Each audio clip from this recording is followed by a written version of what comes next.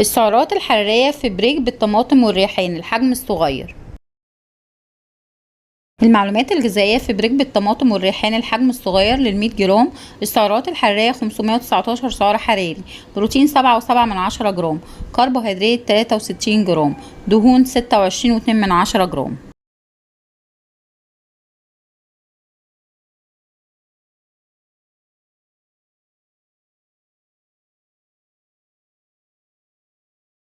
المعلومات الغذائية في بريك بالطماطم والريحان الحجم الصغير للكيس كله بوزن 26 جرام زي ما شفنا في الفيديو السابق. السعرات الحرارية 134 سعر حراري، بروتين 2 جرام، كربوهيدرات 16.3 جرام، دهون 6.8 جرام.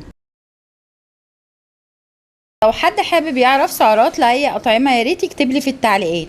وشكرا ليكم على المشاهدة، وما تنسوش الاشتراك في القناة للحصول على المزيد من المحتوى المفيد حول الصحة والتغذية، وانتظرونا وقيم غذائية جديدة.